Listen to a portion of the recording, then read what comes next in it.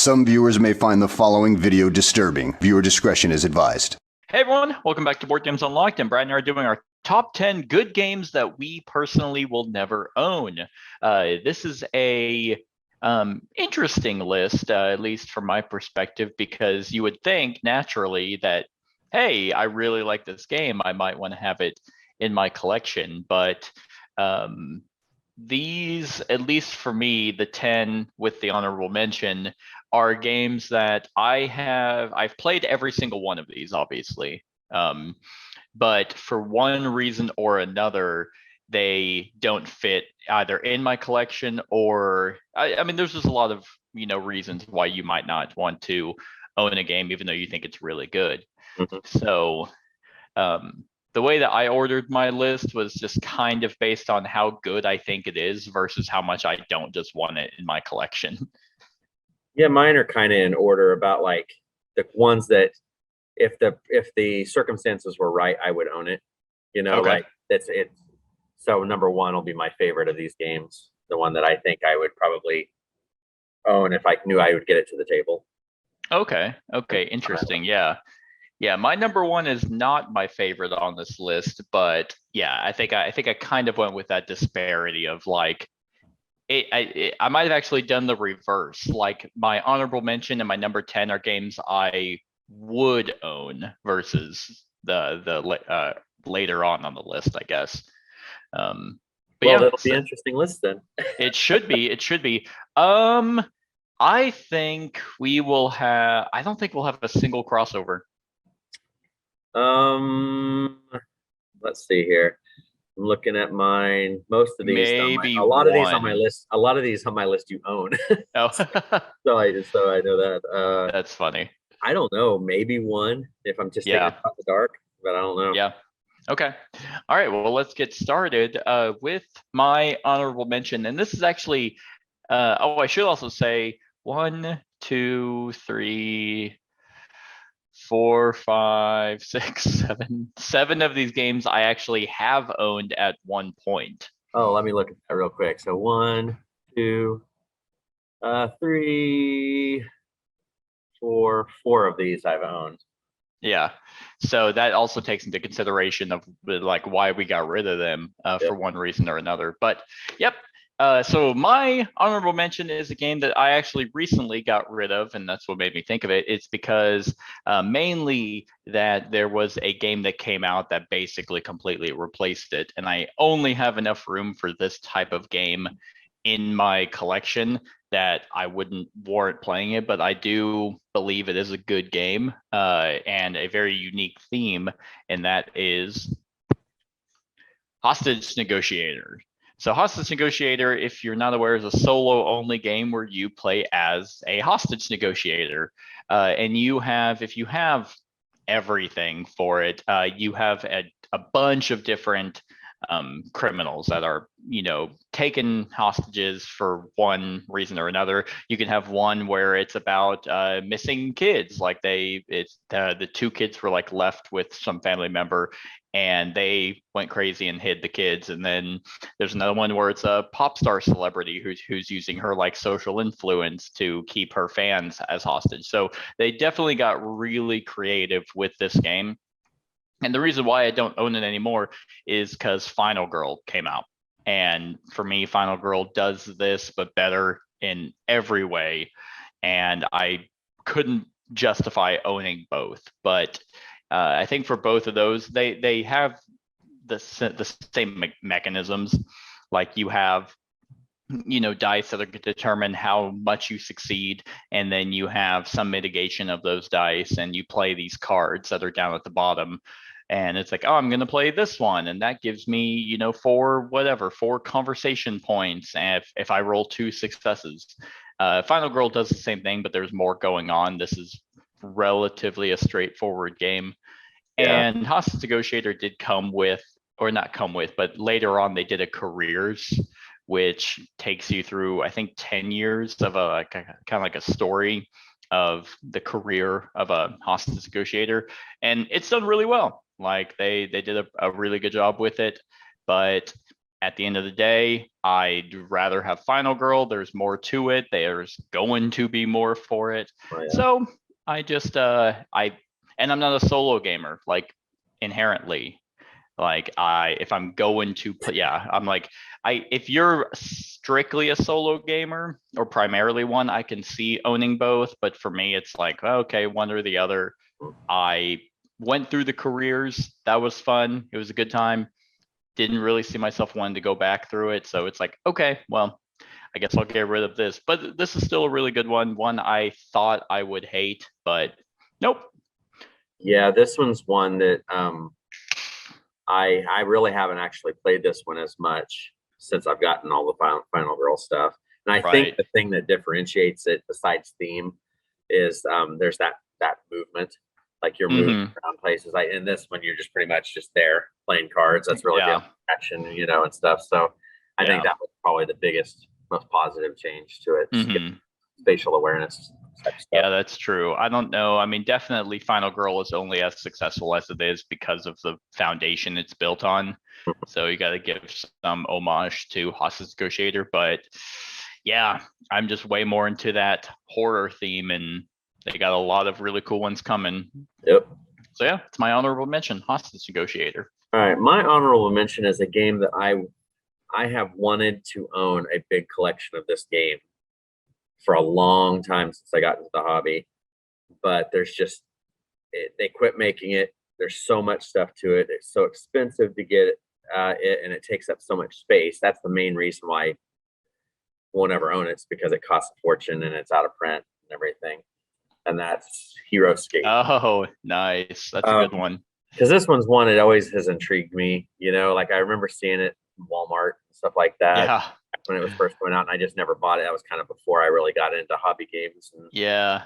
and stuff, these kind of hobby games. But well, and I this just is never- it's not Hasbro. Oh, it's Milton Bradley. yeah, That's And right. I think because everything's plastic and 3D in the game with Mhm. Train, I think they just wasn't cost efficient with the plastic prices and stuff. So that's why it went under.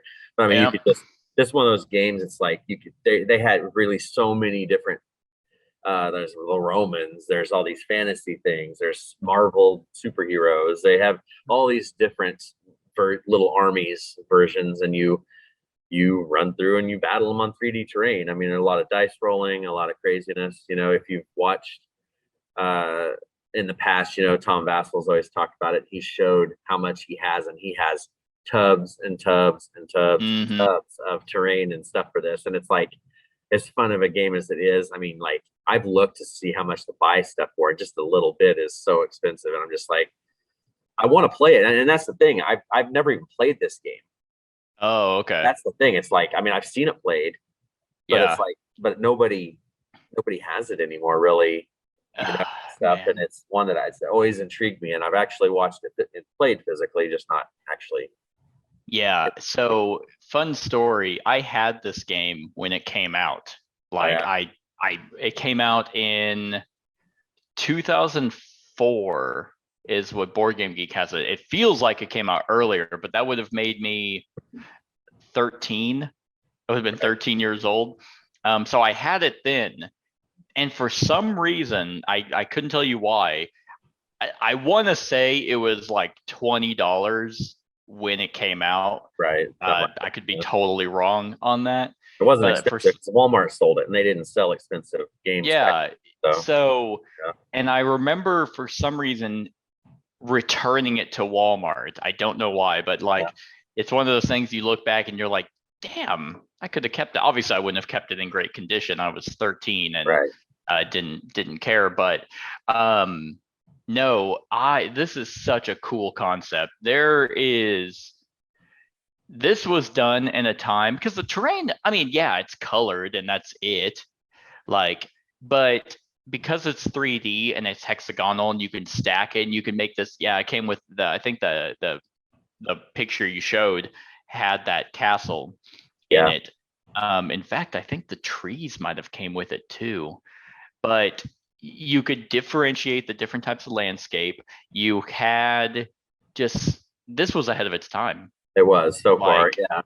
You don't even see Kickstarters come out. Like obviously they could, I guarantee you, if they came out, I mean, maybe not Milton Bradley, but if a company picked up this game and went on Kickstarter, I bet you it Mhm. would sell extremely well if they could promise the cost of plastic, but Well, it and would be, do you know those Magic the Gathering board game things that came out that was sold mass market? yeah, It I've had the never same played kind of any of terrain. them. I didn't Okay, either. It didn't go over very well, and it had this same kind of terrain. It was I using see. the HeroScape terrain.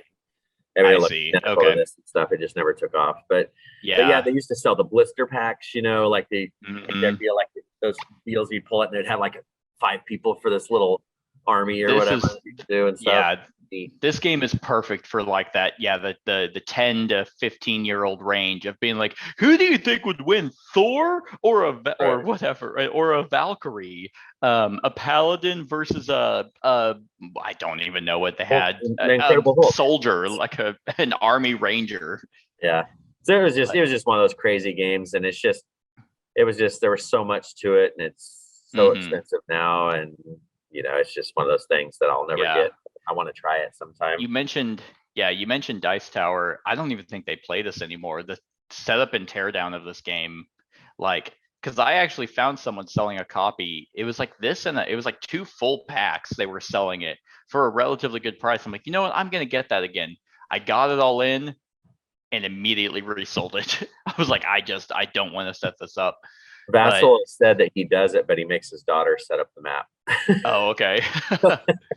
It's just such a cool idea. I Yeah. mean, here's hoping any good game gets a reprint. Isn't that the law or Vassal's the law. Vessel's law? I mean, Yeah. he's probably got a point there. Yeah. This is a good choice. Yeah. Yep. Honorable Alright. mention. I'm assuming because you haven't actually physically played it. Exactly. It's one I Yeah. haven't made and stuff, so that's why. Yeah, that's understandable. That's a good pick. I wish I had thought of that. I did not think of games I hadn't played, but That's the only one. I've played all the other ones. yeah. That was All right. Well, my number 10 is a game that you actually don't like, and once again, a game that I owned way back in like my hobby collection or hobby career. This was, I think, the first of its kind for both genres that this would be in. And it is programming and real time are the 2 genres, and it's I think was a blast. It works extremely well, but it's just now it's too old, I think, for its for what it's up against, and that is boom, Space Alert. This was actually probably the first time I had heard of CGE or Vlaada Chvátil as a designer and as a publisher. But if you're not aware of Space Alert, this actually was a real-time game and a programming game to where you were members of a crew that was being attacked by generic alien types, and you had to go to different sections of the ship to be able to fire lasers, put up shields, divert energy to power cores, and fire rockets to defeat aliens that were coming down this track. You can't really see it in the picture, but up at the top there are the 3 rows. I think that's what that Z is. Yeah. So you had the Z, and those were kind of the tracks that the alien cards would come down. But what made this game extremely hectic was that you had location cards that you would place face down, and everyone would do this at the same time. And so you had to program and hope that you guys were doing everything efficiently, that you ran to the energy area to divert energy to the shield, so that by the time that happened, your teammate ran and activated those shields. But if there was miscommunication, if they went there first before you could get there, then there's no energy to power up the shields, and then it's chaotic, it's a mess, it's very fiddly, it's a very clunky game, especially to nowadays. I mean, this came out 2008. I mean, it was one of those games that also had a disc as its soundtrack instead of an app or anything that would be developed today. But I just remember really being into this. I ended up getting rid of it just because it was never getting played. And at this point, I would play this. Like I'll play all of these games. I just don't want to own them. That's really what it comes down to. And yeah, like it. I remember they had like events also in like the CD or something where like an event would happen and like it would do static, and that was a cue to where everyone's comms went off, so you couldn't communicate with each other. Like really cool. I would really like to see this, reprinted, more streamlined, with an app instead of a CD. I probably with that I would pick it back up, but as it currently sits, I don't want it. Right. I was trying to think, and this might be the game that single-handedly made me hate real-time games. Oh, really? Yeah, I hate this game. I've grown to like a little bit of real-time now, but man, not this one. This just is does not work. Yeah, this is true real time. This is Mhm. nonstop 10 minutes of hecticness, versus some of the real time games that come out now where it's like you have like little spurts of real time. Yeah, so CGE I think still did a great job. This is extremely thematic. Doesn't look the best on a relook. Like looking at the picture, it's like, that's kind of ugly, but you can definitely tell it's a CGE game. It's pretty old though. I mean, when did it first come out? 2008.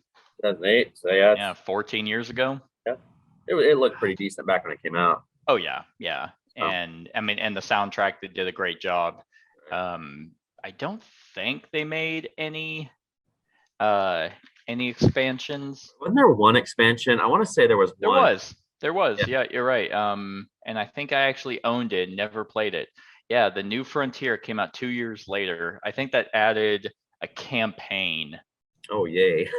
to it, or something like it. Yeah, because like I'm looking at a picture and it's showing like it like conditions you can meet, like lazy, like it almost looked like achievements, like video game achievements. Lazy bum, finish a perfect mission with 5 or fewer cards planned. I don't even know if you get anything for those, but I feel like there was a campaign for this one.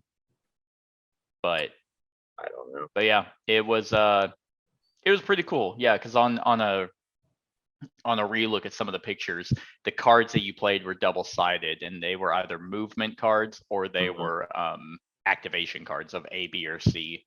Because in each section, like in this case, if on the bottom right, A is that right laser, B I think is energy. Either you're making energy or you're moving it, and then C is like shooting the missiles.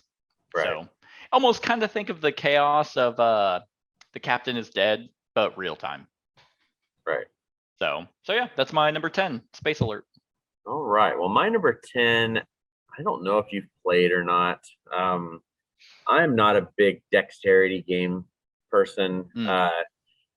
And I've always heard, well, mainly on the Dice Tower, people talk about this game. And I was at Chad's a few years back, and he had bought it and bought some expansions and stuff.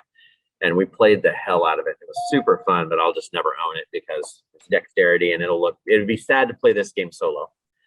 So, and that is Pitch Car. Nice. I know I have not played this. Yeah, it's fun. I mean, like if somebody puts it on the table, I will play the hell out of it. As long as I'm playing with other people and stuff. But it's playing this solo. Yeah, I know, that's pretty sad. But no, they have all these expansions where there's jumps and loop-de-loops and sharp turns and all this stuff. So you build it with all these wood pieces. It takes up a lot of space, and you have those like the red corner, rails and stuff like that. But you take turns. It's not real time, like everybody going all at it at the same time. Like you go through around the table, flick your car, then the next person flicks, and you're just trying to win a race, whether you do 1 lap, 2 laps, whatever it is. Okay. You fall off the board. I think you flip your car over face down or something. I can't remember the exact rule as far as what happens, but you can try to bump people off if you want. You're just trying to race. I mean, and it's and then this has a better view here. This has a couple, or one of the expansions where you can go up onto a deck, and then come down and stuff. And cool. you can really flick into those side rails and have it fire away. But you just have to watch yourself, and it's just a fun game, you know, and one that, like I said earlier, I'll never own, you know, just because nobody will ever play it with me, and I think it's probably one of the very few dexterity games I think I've ever even played. Because I'm not really big into the dexterity stuff. But Mhm. but yeah, I mean, and Chad has it, so if I ever want to play it, just make him set it up. Yeah, this comes across as those kind of convention games Uh-huh. that you want to have a lot of people. This would be an absolute blast. Yeah, if you are even throwing a party or doing a game day to just set up and have a competition of pitch car. I know, yeah, the Dice Tower, I mean, they throw Hmm. events of pitch car and it sounds fun. Like I do enjoy dexterity games as well. Um, I don't know why. It's just a different element, like a different way to think, and just uh, I haven't really played one I didn't like. Right. But yeah, you're right. It's a genre of games that's probably the biggest gap. If I had to look at, um, if I had to look at my overall collection, it's like I don't think I mean, I guess if you call 5 Minute Dungeon a dexterity game, but I don't. It kind of It's anything it's that a little bit, flicks or hits or you have to yeah, or toss. Like, balance. yeah, Yeah. that's what I would call Yeah, dexterity. man, I don't think I have any then. Um, interesting.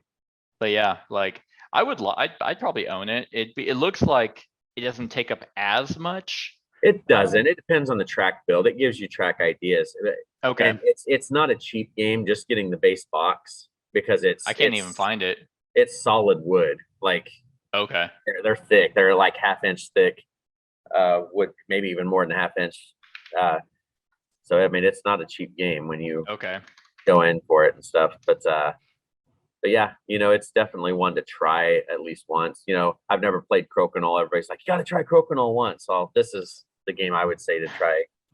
Crokinole is the one that you're trying to get the discs in the middle Yeah, hole, it's like right? a big Okay. round board. I haven't played board. that, but I played the one where you have Clask. Oh Funny enough, I yes, was looking up pitch I car guess on I have Amazon, played and it's Class. like Yeah, Clask is fun. yeah, I owned that at one point. So And I've yeah, I guess heard Ice Cool is actually really fun too. I don't yeah. know, flicking things like I feel like I'm gonna fuck up my nail. Like Well, and I'm I just like just suck. ping, I suck at flipping. I my suck. thumb or my finger. Yeah, so maybe that's why. Because I actually I've played Flick 'em Up. Um, I've thought about that at times, but then again, I just never, you know, yeah. I see dexterity and I kind of shy away, kind of like real Mhm, for the most part. yeah. All right. Well, good pick. Another solid pick right there. All right. My number 9 is a legacy style game. Actually legitimate legacy. I think it does have like a restock pack or something you can get. Well, actually, if I'm not mistaken, I think they actually made 2 boards, or they're two-sided boards to when you're done with one game, you can flip it and start a new one, but you just have to get the recharge pack. Uh, this is one I actually do want to play it. I want to play it again because I did it as a 2-player game and I don't think it was super great at 2. I would like to redo it with more because I think there's a lot more to be done, but I don't want to own it again because it wasn't such a fantastic experience that it's like, oh, I want to buy that to just have it, because even after finishing it, they had something to where you could. Oh yeah, you can go to the next one. I'll talk about it. It's my number 9 is Charterstone. Gotcha. Apparently, this is the German version. Eine neue Welt wartet Oh auf yes. dich. I did not play the German version. A new, I don't know what Welt wartet auf dich. Well, I have to look it up. Eine neue Welt wartet auf. This is one that the app. Um, I've thought Ah. about buying the app and playing that. Oh, there's an app. Yeah, there's an app where you can play the full game with as legacy version and everything. Oh, okay. It's like $10, something like that. You buy the app and you can play it on computer. Okay, that would probably be pretty good. Yeah. In case you were wondering, I know you were waiting on me. It's a new world is waiting for you in Yeah. German. But uh So this was by Stonemaier. This was I think their only legacy game that they have made. And it's a worker placement, and it's pretty solid. Like every region, I believe there's 6 regions in the game, and you can build your region. Like there's story elements that you make decision, unlocking new worker placement things. I don't want to spoil it. I probably can't because I can't really remember a whole lot of very specifics. But they introduced a mechanism that was about worker bumping, which I think was in it was in Euphoria as well, where if you go, you can everyone's spots are available to you, but Gotcha. if you went to a spot that had their worker on it, you bump it back to them, giving them more actions to do. But yeah, I mean, this one's extremely solid. I think they did a pretty good job of introducing a legacy element to because everyone was trying to capture the pandemic legacy. This was around that same time, and Seafall flopped so hard, but then Charterstone kind of came in, and once it was done, it was like, okay, well, that was that, and I got rid of it because I didn't want to keep playing it. Like they have rules to where once you're done, now you just have a unique worker placement game. And I think that would be more fun to keep and play if you were done. Like if it was like if you played it with 3 or 4 people. But yeah, I mean, they have you get to name your own region, you place worker placement spots or stickers, and you get coins and resources to spend on other various actions. And yeah, that's center board on the bottom right where that die is at. That's anyone can go there. I can't remember if there was even a cost of going to someone else's spot, or if it was just open, hey, anyone can go anywhere. But yeah, like it's a solid one I want to retry, but I just don't want to own it because I don't want to play. I don't want to just run into the risk of me just end up not liking it by the end of it. So I'd rather join in on someone else's copy. Yep. So that's my number 9, Charterstone. All right. Well, my number 9 is a game that I have owned twice. And I've owned a lot of it twice. And I've sold it twice because it never got played. It's pretty to look at. But it just wasn't hitting the table. It's a 2-player game that just, there's no point in me owning it at this point because it just never got played other than for decoration, I guess. And that is Star Wars. Yeah, nice. I've put a lot of money into this on 2 separate occasions, and I ended up selling it for more than what I paid for it. So each time, came out ahead, but I learned my lesson because I had everything for the first time through and then sold it. And then I got the itch to buy it all again. Spent about $600 buying a big collection from a guy and stuff. And then I think we played it twice. Yep. You and I played it twice, and that was all. And then I was like, it's never gonna play it again. So I sold it. Yep. But this was the gold standard for skirmish gaming. Yeah, at the time when this came out with the pre-painted minis, you didn't have to paint the stuff. It was all looked awesome. The series went out, they came out with all the iconic ships, and then they went to the Outreach universe and stuff like that, started getting some of the Outer World stuff in there. Overall, like this, it's a great game, but I think this is one of those games that if you're looking for a competitive game, then that's where this shines. To me, the casual play of this game doesn't work as well. Like, yeah, with how many games we have, right? Like we're not so inclined to come back and play this one, right? Because like I played Netrunner competitively for years, but that was just building a simple little deck and cards and stuff like this. This one, there's so much to setting up your squadron and picking the loadout, to get your ships done, then you're rolling dice, you have the luck of the dice with it and all that stuff too. I really like the game, but it's just something that was never going to get played again. Yeah. And then, even as big of a Star Wars nerd as I am, I thought about, well, maybe I can just set the ships up as decoration, but nah, not worth it for that. No, they're not quite like, They're not big enough. Like Armada ships, you could set and make yeah. decoration, but Yeah, and I mean, between the two, I'd probably pick X-Wing. I think it's more fast-paced and more Mhm. fun. You can get into the theme a little bit more. Armada's good. It technically does have dogfighting, like as little ships, but right. the biggest thing is those massive ones. Yeah, I mean, kind of like you said, this would have been a good one for the list as well, but I don't like this game as much. So I think I think it was on like my short list. I considered it, but it was like, no, I don't really like it. So I'll pick games I do like. Right, right. So So all anyway, right, Star Wars X-Wing. sweet, good pick.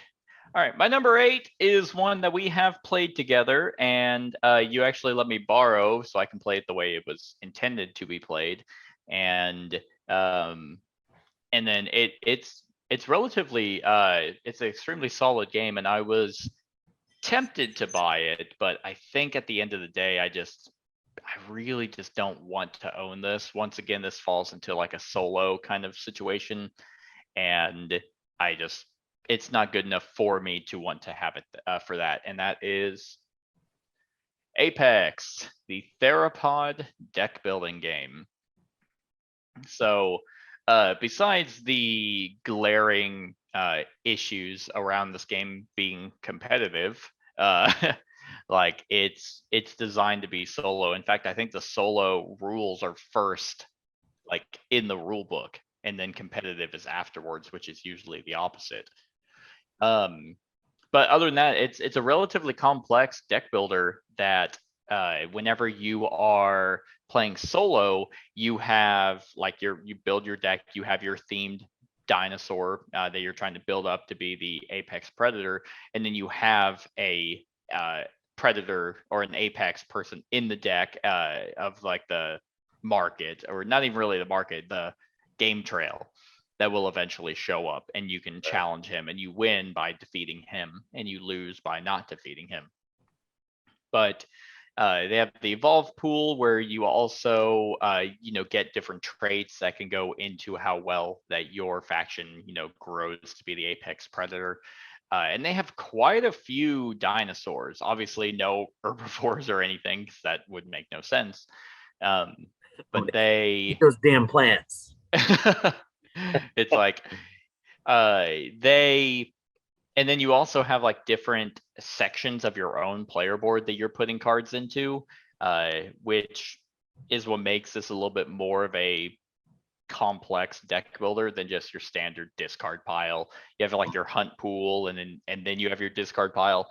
It was surprisingly good. Like I enjoyed it quite a bit. I think the solo game is very, very solid, even though they have like these weird off-brand ones. I picked the Megalodon in my solo run through because I was like, oh, that's fucking cool, but it throws theme right out the window.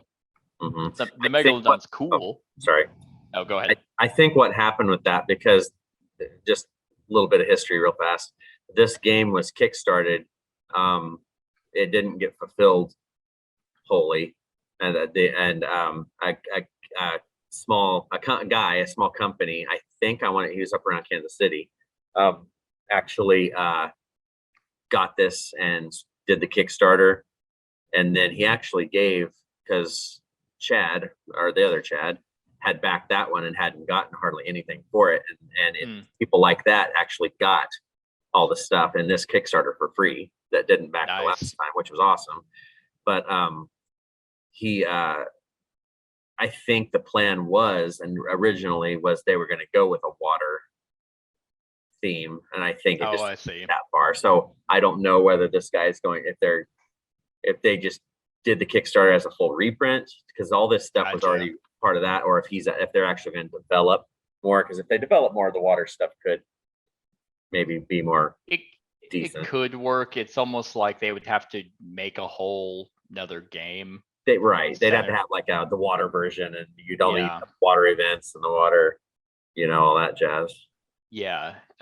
But I mean, that being, that aside, I mean, they had zombie dinosaurs, and I think they had metal dinosaurs, and those would work within the overall game. But But yeah, that was the only one that was kind of like, well, the events don't really make any sense. Like, I'm clear the apex predator because I'm the only thing in the water Right. that is worth anything.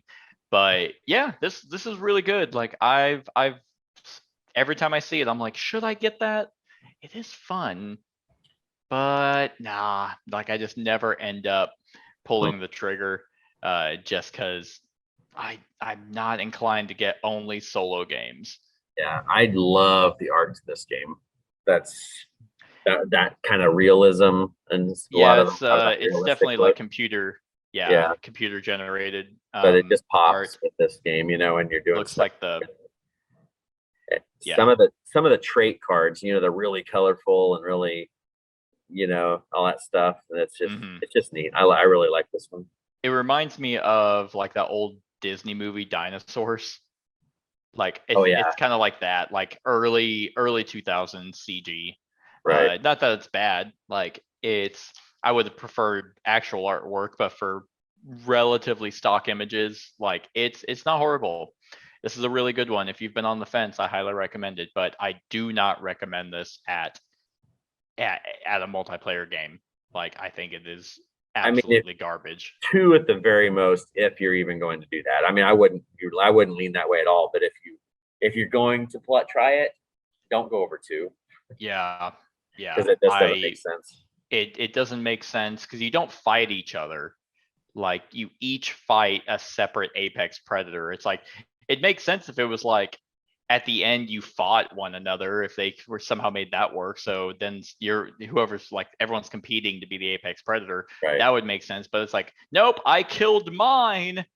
Oh, we all beat ours. Okay, well now what? We're all it's just it sucks. I hate it. Yeah. But yeah, that's my number 8, Apex, the Theropod deck building game. All right. So my number 8 is a game you own and love. I probably should love it. I've owned it before.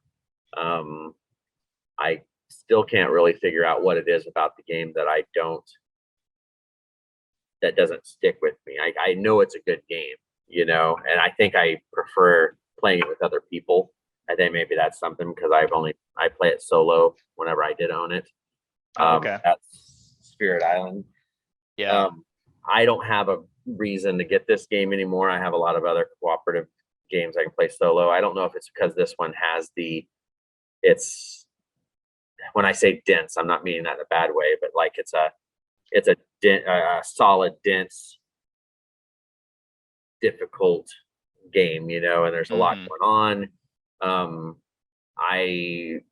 I've never tried it. I never did try it while I had it with just one spirit. I always thought you needed two to kind of be able to play off of each other. Yeah. And it's just a lot to keep track of. Mhm. Because like I didn't mind it, like I went and bought it after you and I played it when you introduced me to it.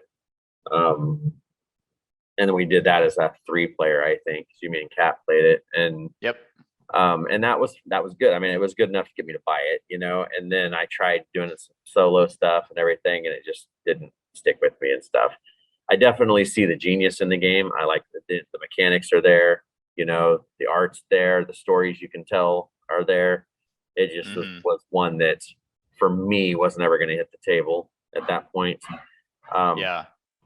And I don't know if it's just like the art is good, but then the board, I mean, I understand it serves its purpose. It just is very, very basic. Like all the arts on your player board and cards, and stuff. But it can be technically they do have a detailed map, really? like where it's supposed to be terrain, but it muddies up kind of the iconography, so it's not as clear. So I always play with what's shown on the screen because if I'm going to try and strategize and make plans, I want to be able to see what I'm making plans about. Yeah. But yeah, this one, I mean, there's the good stories you always hear about, when you can get that perfect combo of, and you've used this example before when you talk about this game, somehow shoving people out into the water and then water god drown them all. It's like, it sounds fun and everything. It's just, I think it's more difficult than I I wanted it to be. Not difficult, it's more busy. Yeah, and this is stuff this is going on. definitely a meaty cooperative game. Like there's a lot of things going on, but for me, because there's a lot of stuff going on, it allows for the perfect amount of cooperation. Like this is one of those where, unlike a lot of co-ops where someone can just like naturally quarterback or they can they see a better plan than anyone else. This game doesn't really allow for that because everyone else knows their spirit more than better than someone, unless I mean you're playing with someone who plays this game every single day and they know all the spirits. It's just kind of like everyone is able to put in input of what they can do, and then everyone could kind of mishmash on different ideas on what they think could be the best strategy for this given moment. But so maybe that's why it's playing it solo, you don't get that collaboration that I find so important in this game. Right, that Like, quite possibly could be. yeah, I've played games of this where I thought we had like a solid plan, and someone I was playing with, she was like, well, I can do this ability that turns every slow power fast. And it was like we had a whiteboard. It's like, oh, okay, well, let's erase everything that we just talked about, because that right there just changed everything. If you do that first, then oh my god, we have all these options to fuck these people up.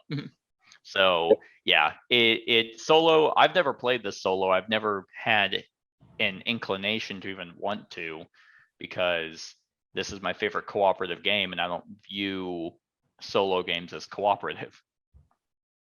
Right. So I get it. I mean, I own everything for it. So if you're ever wanting to play it, and then it's like, oh, okay, well, you can just play it with me. Yep.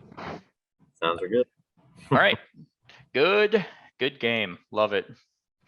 All right, my number 7 is a game that I believe you own, unless you got rid of it recently.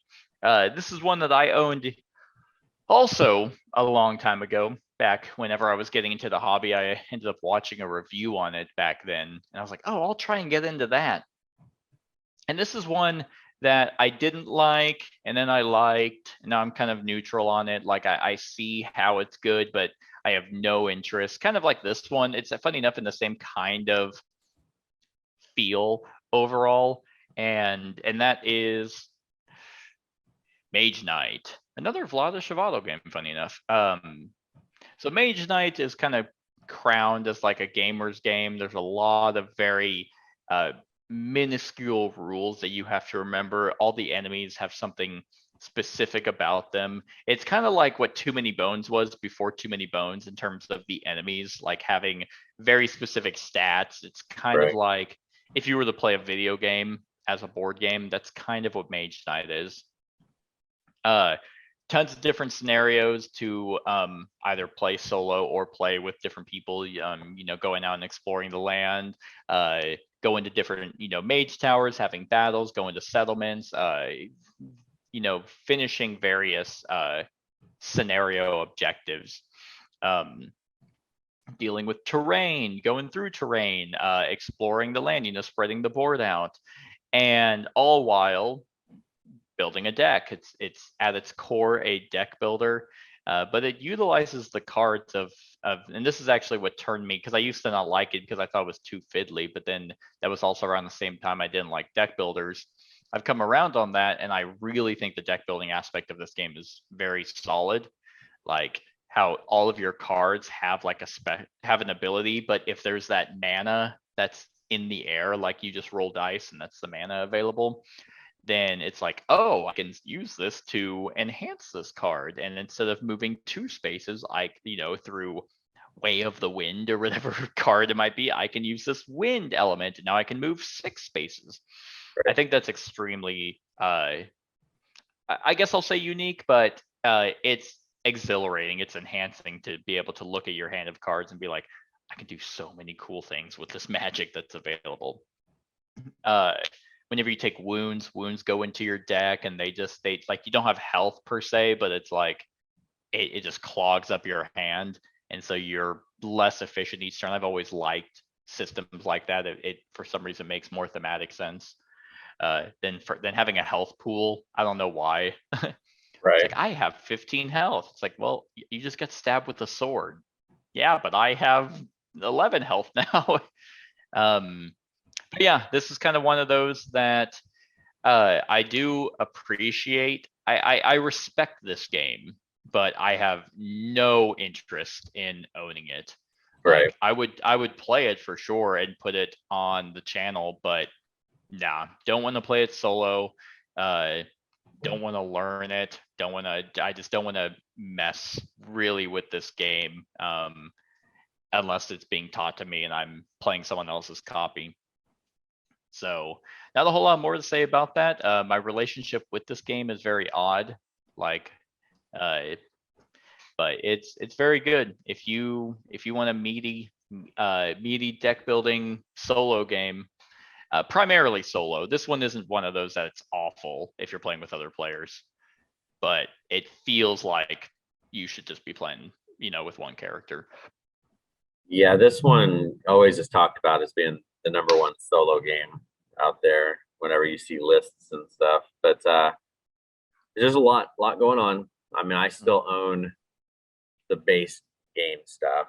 I Oh, had you never all of it. got you never got the legendary or that big box? I bought everything that was in that. There was Oh, just a okay. couple of cards, but then that's what I traded off when I got Bloodborne. So, Oh, okay. Okay. so I still have the base game stuff to be able to play with. Okay. All the other extras. Gotcha. So, yep. All right. Well, yeah, I don't have a whole lot more to say about this one, so it's my number All 7. right. My number 7 is another game you really enjoy, and I think you own Sweet. everything for. Probably. And I've played it twice, and I enjoy it. It's just one that I don't ever see the need to buy because for multiple reasons. You own everything. The guys over in Joplin own everything for it.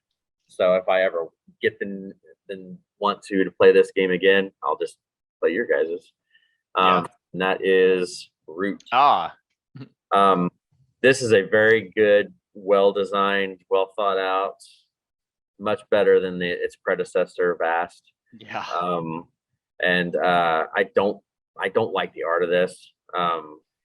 That's my I only do, drawback to but it. I see, like, I wouldn't defend this. Yeah. Like, if someone's like, it sucks, I'd be like, you're not wrong. Like, Yeah. it does look like shit, but I like it. But this one's, I've been the cats both times I've played, so I really haven't even branched out. But I've enjoyed it the times I've played it. Once you kind of learn your faction, and you go through with them, it also pays to know what the other factions can do too, just because Mhm. they can kind of hose you, if not. Yeah. But yeah, I mean that's it's a beautiful board. Like if you take the cover art out of it, just like look at the board. I like the board, 'cause Yeah. it's very. I mean, you can tell what's going on. It's got the nice pathways and all the trees and everything. It just looks neat. Mhm. But and then when you get all the meeples out there, it just kind of throws some extra stuff in it. But like I said, I mean, this game is very highly acclaimed. It has tons of expansions for it. And Yeah, they're actually fulfilling Yeah. their latest right now. I don't have my shit because apparently I'm at the bottom of every shipping list. Yes. But yeah, I mean, and that's why it's on this list. This is one of those games I have no need to own it. I know it's a really great game. It's just I have no point in picking it up.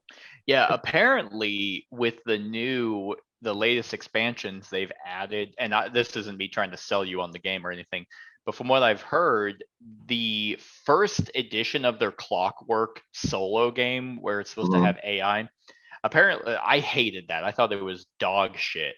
But apparently their revamped ones that they've redone within I think this latest Kickstarter and maybe the one before that, Mhm. apparently from a friend of mine who has played with them says that they act like that faction, like another player. Oh, really?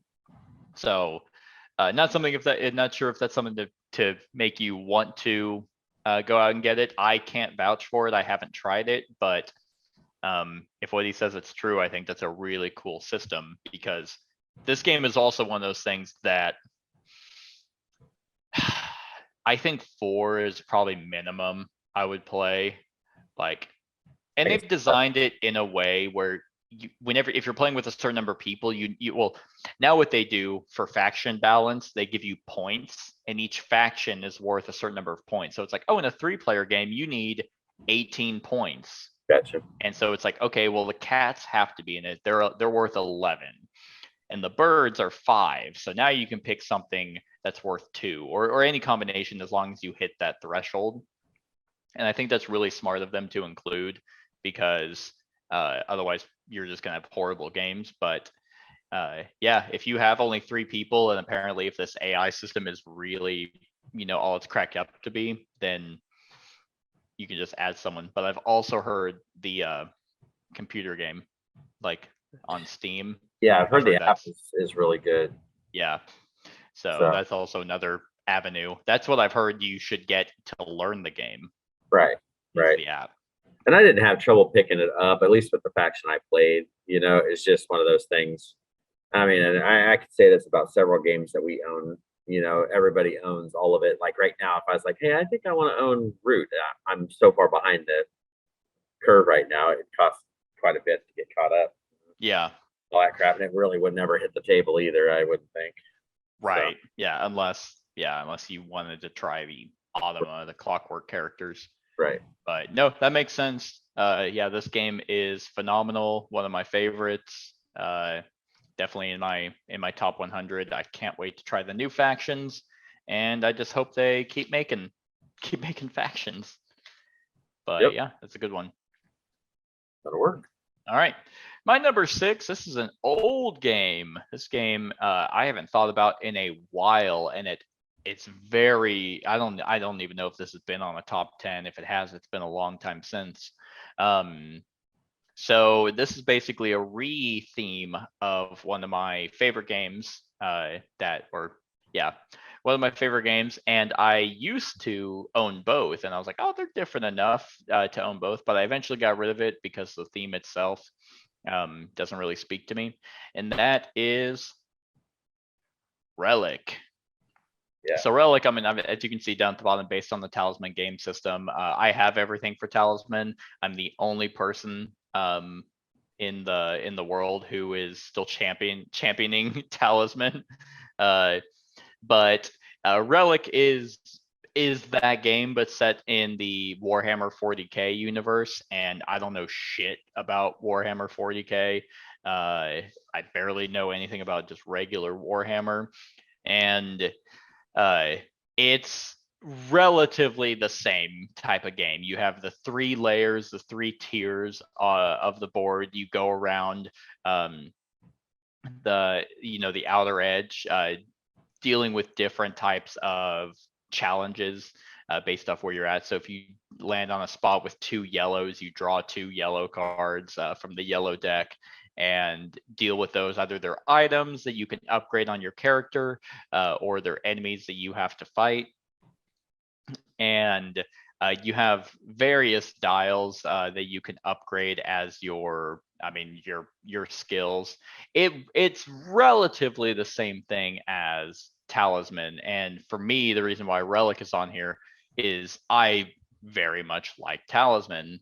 And so I do like Relic, but it's the same game. If I want to play a Talisman-like game, I want to play Talisman. And I can get into the theme of Talisman more because it's just pure fantasy instead of there's nothing specific about it. And they have various themes. They're still all fantasy, but within those genres. So if I get tired of just the very true blue fantasy, then it's like, okay, well now I can throw in, the Saudi Arabian one, or I can throw in the Harbinger expansion or whatever expansion I feel like to spice up the game. This only came out with 1 expansion that added, was it just 1? Maybe it had 2. I think they had a second one come out They there towards the did. very end. You're right, they did. Like It the Halls of- was And I can't think of what the other one was. Halls of Terra and Nemesis. Yeah. I do not remember what the Halls of Terra added, but Nemesis added it to where there's you can play as a character that's hunting the other players. And this came out in 2013. Nemesis came out in 14, and Halls of Terror came out in 15. But okay, so they supported it for a little bit. Looks like Halls of Terror added a sideboard and then a deck of orange threat cards. Oh yeah, that's slowly coming back to me. But they had a really cool like upgrade system. Like if you could theoretically argue that they play different, but it's very minor tweaks between the games. And like I said, the expansions to Talisman change it up too. Actually really love the concept of Talisman using expansions as corner boards. Like that was always a neat idea. I think that worked really well for that game at the time. So yeah, I mean, I'll play Relic. I'd have a good time playing Relic, but there's no reason for me to ever own this again. Agreed. So- I used to own all this stuff too. At least the first expansion and core game. And Mhm. I just never could get it played. Like I tried playing it with my old group I used to go to, and they didn't have any. They could give two shits about Warhammer 40K. Yeah. And stuff, so it just never got played. Yeah, it's definitely a theme that just doesn't work for me either. So love the artwork though on this board. It's really good. Well, and I liked how your characters were like those busts of Mhm. your generals or whatever. Those are pretty Yeah, neat. that was really cool. The upgrade system for your character, I actually thought was a little bit more innovative than Talisman. Like Talisman, it was just power and craft, strength and craft.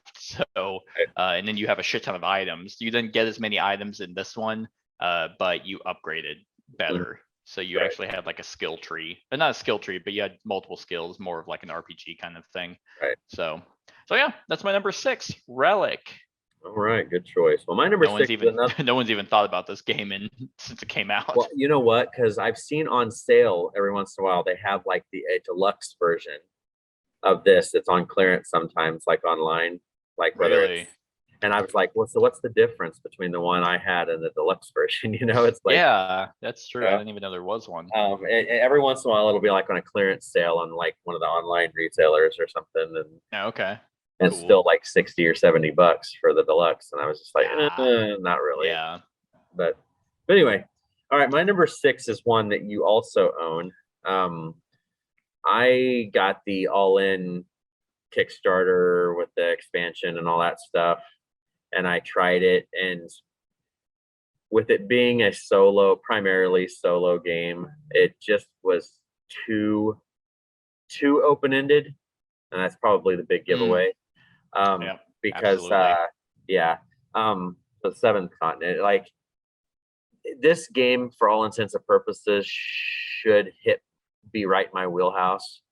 Yeah, it's like perfect but- for solo. Well, right, but I still same thing with like most video games and stuff is like I want to have a little. I don't want to be guided. I don't want to be on rails, Mhm. but I want there to be an underlying rail.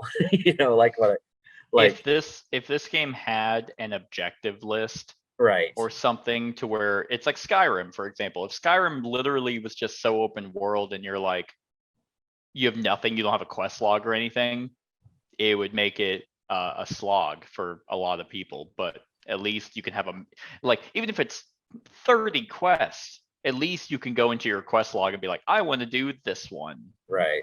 And then it kind of tells you where to go. But on your way, you can get sidetracked. You don't really, you have that freedom here to do Mhm. whatever the fuck you want. But And I mean, I know this is a great game. It's just that not it being so open world, it just didn't grab me like it should, you know. mhm. I'm interested to try Citadels. Citadels, I believe, should be more Right. on rails. And that's what I've From been what I've- hearing too. So we will see how that goes. But that Kickstarter's been done for years now. I'm surprised it hasn't been No, delivered. I think actually I just got an email, funny enough, about this game today. Has to at least been 2 years at least. I can definitely look that up after. Oh, yep, project update. 10:30 this morning. May update playtesting. Oh God.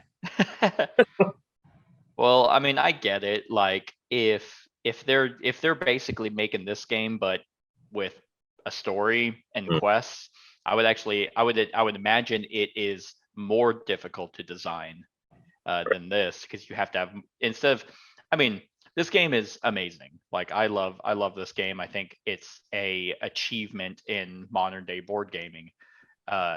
It's not without its flaws, but like it's surface level if you're talking about like kind of RPG or any type of element, but it's not meant to be that. So Right. imagine you have the scope of this game and now you're adding in story and RPG elements. I'm not surprised it's taken as long as it has.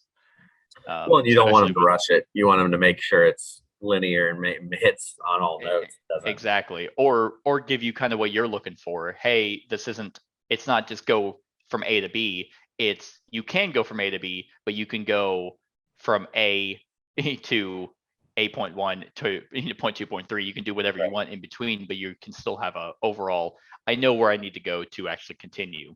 Yep. And have good writing.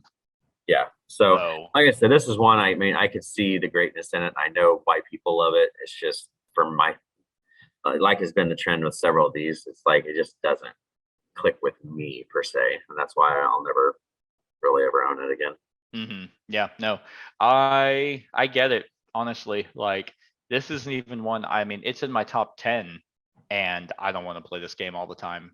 hmm Like this is an experience kind of game Right. that you want to play in a very particular mood. Like if you're not willing to play for hours on end, then I wouldn't touch it. In fact, I would say go get Sleeping Gods.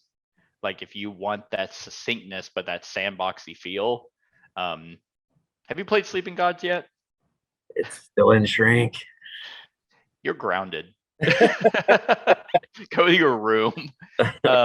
Okay, so there you go. If you want what you're wanting, Sleeping Gods gives you that. There's your quest log of that. So it literally has cards as your quest. And so Yeah. you keep them and you could look down and be like, oh hey, this said there's a ship to the west. I'll just head west. There you go. Yep. That would be what's needed, I think. Yep. All right, good choice. Good choice. My number 5 is a game that you, I believe you still own, and you let me borrow, and it was a really solid, really solid game. This is another one I have considered buying, but it once again comes down to I have one solo game in my, no, that's not true. I have two. I have two solo only games in my collection, and that is enough because I still barely want to play those. But this is a very good one. I highly recommend checking it out, and that is Warp's Edge. So this is obviously in Renegade Solo Hero series. They just went on, not just, it's been a few months, for their other one. What was it called? So, Wreck and Run or Wreck and Rule or something like that. Reckland Run, Wrecker. I'm looking at it. You can keep talking. Yeah, it was another one that's supposed to be a heavier, kind of meatier solo game. And this is a bag building solo game where you are a survivor. You're the sole survivor. You're a piece of shit, really. Like your character should not survive because they like abandoned their fleet. And then they're like, woe is me, I'm all by myself. It's like, you're an awful human being. But you have various alien factions that, based off your not your campaign, but your opening story decisions, those are the aliens that you have to try and defeat. And so you utilize resources to buy better discs to pull into your bag. You pull them, spend them on the actions of what the discs are, either they're lasers or shields or movement or whatever it might be, to be able to defeat the aliens. It's very well crafted. Especially, I didn't have high hopes for this one either because the first one on their solo series I played was Proving Grounds, which was just fuck me in the ass of the game. And it's like, why play? There was no strategy. Just hope dice work in your favor. Oh, they didn't. Surprise, surprise. I guess I'll just die. It was Wreckland Run. Okay, so I did say correctly. That is a mouthful, yeah. But that has that expansion, the anomaly for this expansion coming, and That Recklin run looks awesome. I've watched playthroughs of it. It's kind of Yeah, like I think I actually backed out of that one because it's gonna be a blast. like so the two solo games that I own that come to mind are Final Girl and Under Falling Skies. Yeah, And I had played right, and I have played Warp's Edge and Under Falling Skies, I think around the same time. And Under Falling Skies just, I mean, they're not the same game, but they're kind of in a familiar theme of aliens attacking you. And I was like, I mean, Under Falling Skies is just so much better. Yeah. Like, not so much. Like Warp's Edge, I think I gave it an 8. I think it's I think you give it a 7 something, I think. Nope, I gave it an 8. Oh, 8, okay. Yep, 8 out of 10, and Under Falling Skies is a 10. Like, it's, in terms of what it's going for, it's so good. So that's the main reason why I will not own this. Like, I have a similar themed game. I think it's a better game. And I don't keep up. Oh, hey, there we go. Yeah. So I forgot about the extra picture. Yeah. So, I mean, you also had various ships that you got to pick that had different special abilities and different levels of shield and hull integrity. That it's really good for all the content that's in that tiny box. There's a decent amount like of replayability. It's very solid. So was yours the one that had the plastic? Yeah, the Kickstarter version, if you got the deluxe ones, but the ones that when you borrowed it, some of the paint was chipping off of them. So they sent to every backer that got that, they sent a brand new set of ones that were redone and stuff. Nice. So that for free. Nice. I mean, it's really neat that they did it and everything. This is a fun one. I really enjoy this one. Yeah, I had a good time. If you're gonna pick this up, I mean, if you're pulling anything out of a bag, get plastic or wood. Like cardboard out of a bag is, for me, it's gross. I don't know why. It's just like, I feel like they never mix. They're stuck together and they're always damp. And it's just like it's nasty. Maybe you should dry your hands first before sticking. Maybe I should quit yanking it before I play these games. No, well, like for Arkham Horror, for example, I spent a decent amount of money on like Mancala like chips for that game and a bigger bag. I have engraved wood chips for that game for okay, yeah. And then I got the plastic for Quacks of Quedlinburg. Me too. So it's just cardboard and bags just doesn't work for some reason. They suck. Yeah. So yeah, that's my number 5, Warp's Edge. All right. Well, my number 5, we're getting ready to go old school, okay? Because I can almost guarantee you've never played this game. Okay. And I never would have played this game until old man Chad, who owns a lot of it, did it through. How old is he now? Like 60? He's like 48, 47. He's not much older than me, but anyway, this game looks bland as hell, but when you get it on the table and you're playing it with a group of people, this one is a great game. But because of its theme and because of the art style and everything, it would never get played. And anytime I ever would play it, it would be with Chad. And that is Railways of the World. I have not played this game because I'm not a 60-year-old man who's addicted to trains. That's what you would think, but like it actually, with the new Kickstarters and stuff, because they redid this, the cover still looks god awful. But like the cards in it, you're getting these. It's actual photographs within the deal. The components that you play on the board when you're laying track there's 3D stuff, plastic.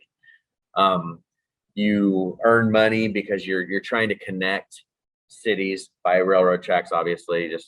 But this is a very much more detailed Ticket to Ride almost. I was about to say, I'm like, so Ticket to Ride. Well, right, but you take loans, so like you go into debt because fun. you have to be able to pay certain things and everything. But like when you look at the deal, it's hex based and everything. You have your color of train and you're laying all these hexes down to connect track, trying to get them to certain places. If you can connect supply depots and stuff, you gain more money. I know.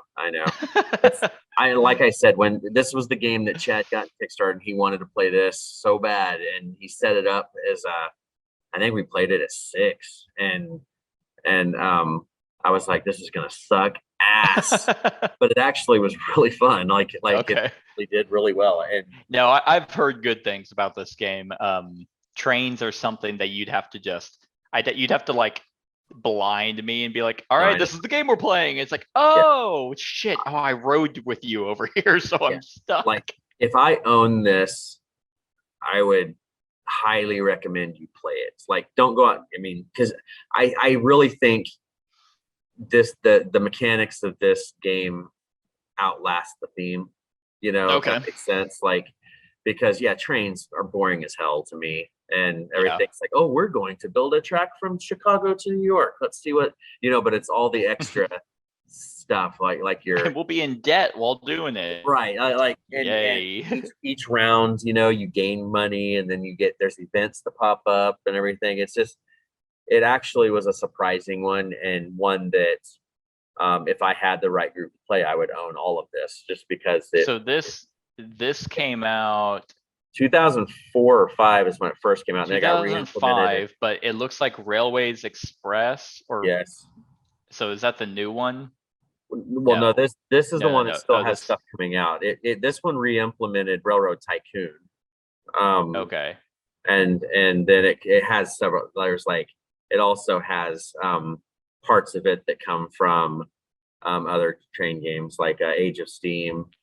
Okay. Actually, the ones that came before this was like Age of Steam and Age of stuff Steam like was that. 2002, yeah. So Right, this so- re-implemented that, but I'm looking at the expansions. Yeah, Rail Barons of the World and Yeah, Railways there's- of Australia, Railways of Sweden. Mhm. That's all 2022. That's Yeah. impressive. Yeah, so I mean, it is a longevity game, and it's actually it's a hell of a lot better than you'd expect it to be. Like, this is one of those, if we did surprise games like with theme, I don't know what kind of a list that would be, but like this would be on there Well, because we're working on one top 10 games we thought we wouldn't like, but yeah, and but and this would probably be a spoiler. It probably will be one on there because, I mean, God, there isn't much. The more trains going- look good. I like Yeah, the models. The components look great, and it's not a cheap game. I mean, there's a Yeah. lot of plastic in this game and a lot of components, and the card quality is great. I mean, you get a lot of shit in that box. It's a heavy box, but Okay. it's Eagle Griffin. I mean, you get it's Okay. Well, that's all you had to say. right. So, but yeah, it's just one of those games that really, really outshines its theme for sure. Good deal. All right. Well, you convinced me. I mean, I'll play anything once. Yeah, Looks like Board Game Geek has it as best with 5. we played it with 6. I mean, it played really fluidly. Really? How long did it last? Mm, It says 120 minutes. I with would that imagine crew, with 6. I'd say at least 3 hours. Okay. That's not as Because much of a difference, There's with a lot 6 of people. waffling with those guys sometimes on these Yeah. games. So All right. Well, good choice. Not one I would have expected at all. I know. But yeah, a good pick. All right, my number 4 is this one. I thought I would always keep in my collection. I could actually say that for my number 3 as well.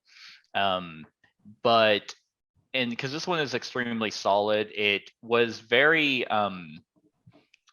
like if it reinvented combat in these kinds of games and before other games currently are doing. But it just doesn't get talked about. If I feel like it died, I think they really quit supporting it. They gave it like, I want to say 1 expansion. Besides, they just gave it 1 expansion. The rest are promos.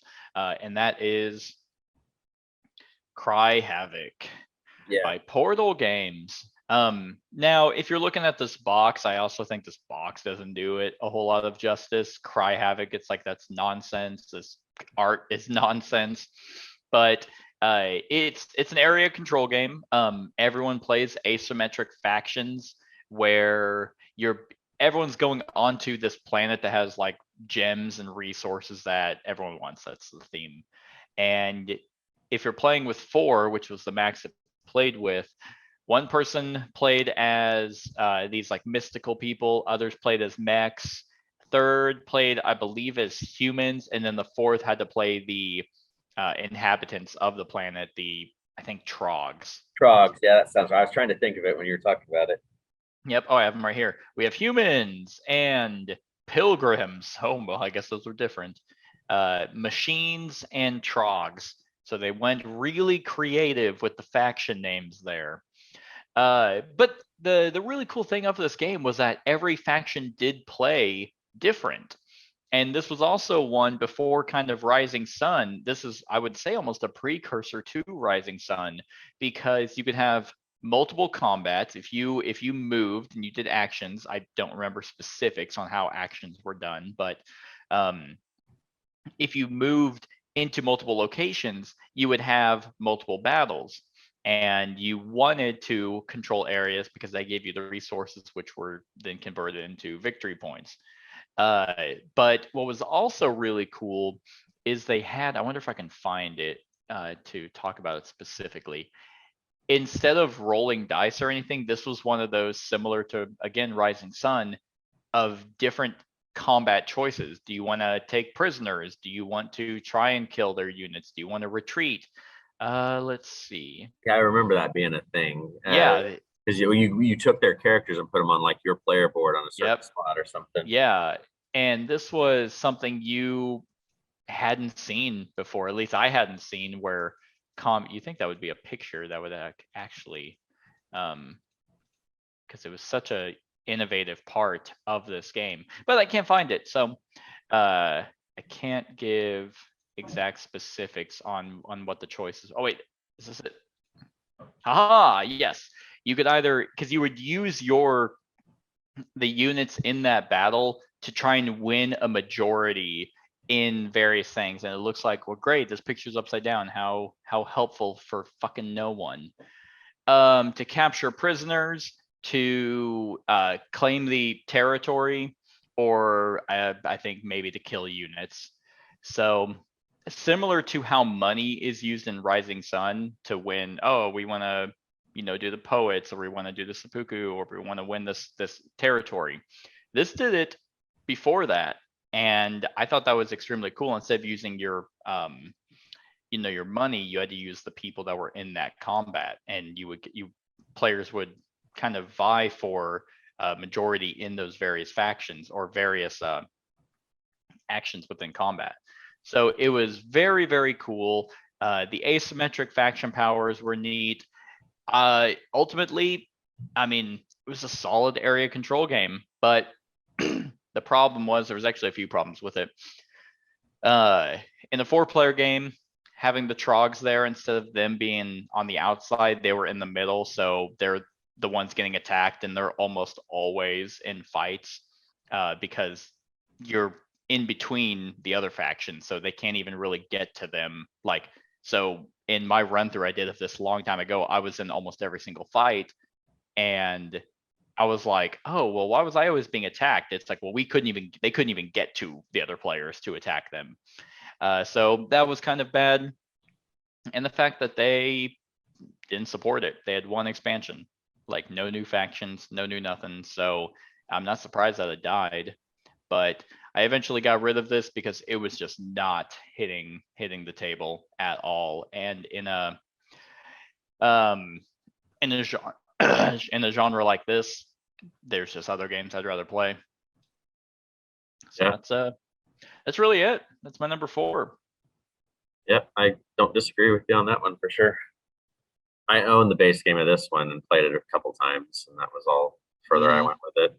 Yeah, So, I mean, the factions, I think, were the highlight of this game because they had each of them had different upgrades you can get that were radically different from other players.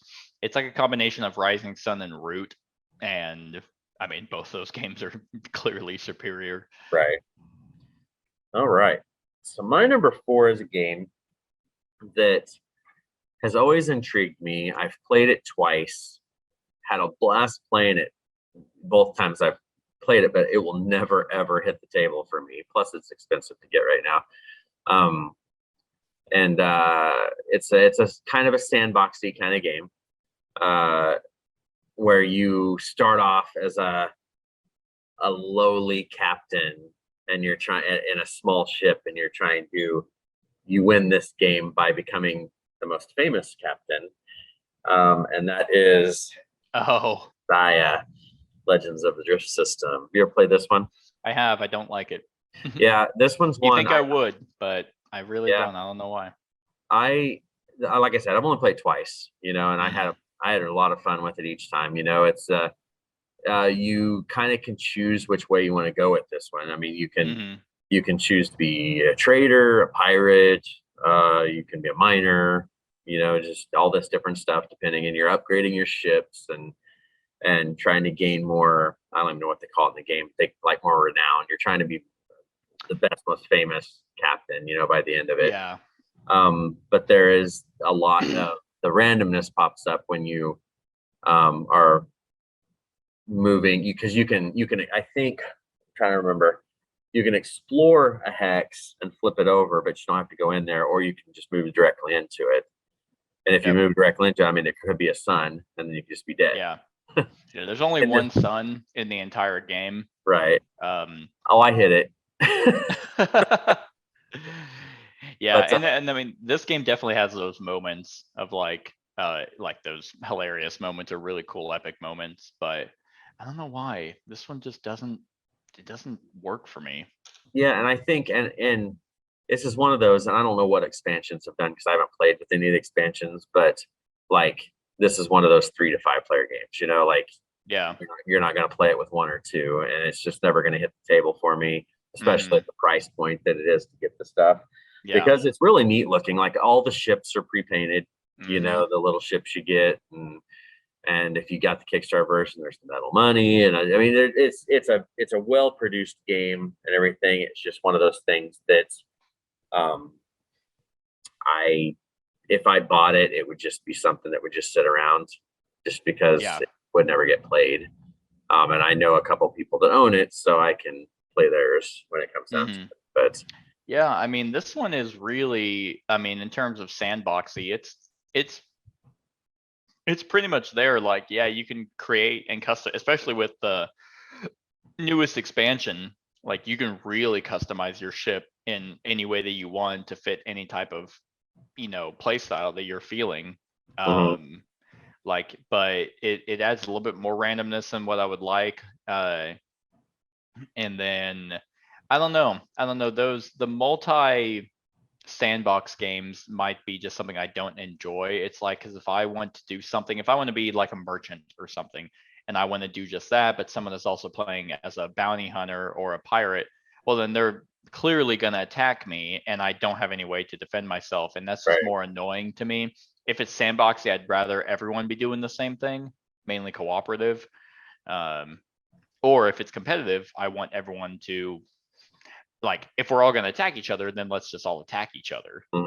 I don't know. That might be the biggest crux for this game, but overall, like, yeah, I agree with you. I think if taking my personal preference out, yeah, Xia is a really good game. Well, and there's a Kickstarter that I don't believe is fulfilled yet, and it's a fantasy version of this. Oh, really? Yeah, it's like a fantasy style. It's almost the exact game. It's just reskinned, where you can choose your paths and do different stuff. And I cannot remember for the life of me the name of it, but yeah, this one, another reason I haven't purchased this. I mean, I know I'm not comparing these games at all, but there's no point for me to get this one when I have Star Wars Outer Rim. Just because the whole pick up deliver. I mean, you kind of can choose your way in that a little bit too, and be pirate, bounty hunter, pirate. Do stuff, and that one is a lot faster, and and I mean, you play it solo. Right, and kind of same. If I want a space epic, I have Twilight Imperium. I know they're not the same game. They're very much not. But if I want another type of game that I would probably say is more similar to this, I would rather pick up Eclipse. Yeah, I need to try that again. The new one. I've played. I want to try the new one. Yeah, I've played the original one several times. Like that was my old group's favorite game, and we played it a bunch. I have a friend who has it and he was like he's like 4 is probably the maybe not the sweet spot, but the best minimum. And I consistently have 3, but it's like I might just convince him to play it at 3 just to see what it's like, because I really want to Right. get it, but everyone who is selling a copy is selling it for more than I'm willing to pay. Exactly. So yeah, I'm yeah, looking this at that is that fantasy one. yeah, I have no idea. I Oh, thought there I it was is. hoping. I found it. It's What's it called called? Aridia, ArYdia. It's Aridia, the paths we dare tread. Oh, I have this It's backed. called. Yeah, that's the fantasy version of Zaya. It's the Damn same. it. Yeah, it's Is it and the same which designer?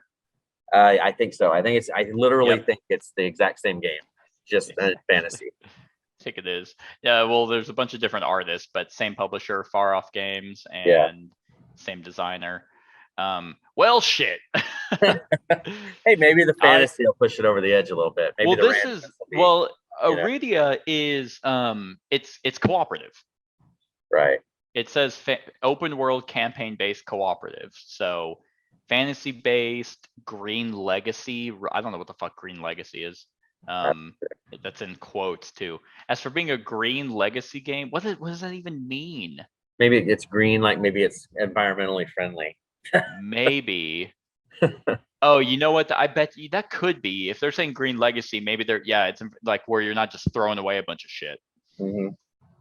And okay, if that's what that means, that's a pretty clever. And I guess I better change my picture because this one gets pretty convoluted when it gets out there and all this stuff starts getting on there. But Yeah, I I really like, like the way the board layout works. Mhm. Like you have a bunch of different types of terrain. You can the risk reward where it's like, okay, I'm gonna try and go through this nebula. I'm gonna try and go through this asteroid field, and I crashed and died. Yeah, no, it They have never a fails. I always went aggressive in this game. Each time I played it, I was like, I'm going to go kill shit. That's yeah, my goal. and the expansion, the newest one, fixed because there was a fundamental flaw with this one when it came out, to where you could have a mine and a planet right next to each other, so you Mhm. could just have to move 2 spaces back and forth. So like, Yeah, okay, I'm gonna go mine, go sell it, mine, sell, and you just do that the entire game. yeah, Uh, they fixed it. I don't remember how they fixed it in the expansion, but they did, and uh and yeah, I mean, they have quests, they have objectives, they have bounties. They like, in terms of a sandbox, I mean, I'd play this over Western Legends. oh Like, yeah, at least if there is a bounty hunter, like, and he wants to go out of his way, you can like, you don't have to change anything about what you're doing to stop someone else from winning. It's just like, okay, well, that's because there's also neutral ships. right. So if you're hauling a bunch of stuff and you have a bunch of money, well, you're making yourself a target. Um, Yep. so so yeah, I actually the person I sold this to is still a friend of mine. So if I ever wanted to play it, like I don't think he's touched it since I sold it to him. But I really want to own this game, and I don't know why, but I'm it talked looks myself out of it appealing. multiple times. Yeah, I You would know, never play it. Like I yeah, just named 2 games that I'd rather play over this. yeah, All right. My number 3, this is the one crossover that I considered, if you even thought of it, because I know you and I both got rid of our collection of it, and it's basically been re-implemented by another game that we both very much enjoy. I do kind of still wish I had it just because I liked having everything. I just liked looking at it and being like, oh man, that's a lot of options there for a game I'm never gonna play. yeah. But there's just a superior game out there I'd rather own everything for, and this is Marvel Legendary, Yep. or Legendary Marvel. I think is what it's actually supposed to be called. Yeah. Uh, Yeah. but yeah, this one, the reason why I don't own it is because Marvel Champions I view as better in every way. Like, and I mean, I would say I'm a huge Marvel fan, but I can't necessarily claim that because I don't read the comics. So it's like I guess I'm a more Marvel MCU fan. And but this one has like everything. Like, oh my god, like anything you can think of is most likely in this game, either as a mastermind, as a scheme, as a hero, as a villain, as whatever. It is probably in this. The fact that they're still pumping out expansions uh is just mind-boggling to me. So if you're like a true Marvel fan, like, and you just like having every single thing of you have this obscure hero that you like that is never going to be showcased anywhere else. Guarantee you it's in here. So you can definitely get that feel, but it is a bog standard deck builder. I mean, at its core, you take 5 heroes, shuffle them together, pick a scheme, pick a mastermind, and a henchman, and that's the game. And you have a market of cards that you buy to go into your deck with shield. And then you just, I mean, they have that river that the enemies are coming through, and you have to beat them, and then eventually gain enough power to attack the mastermind. But the mastermind is cool because he has various abilities. Like he has like multiple levels that you have to defeat to overall end the game. As well as there's scheme cards that are thrown into the villain deck that are called scheme twists that cause something special to happen based off your scheme. There is unlimited replayability with this game.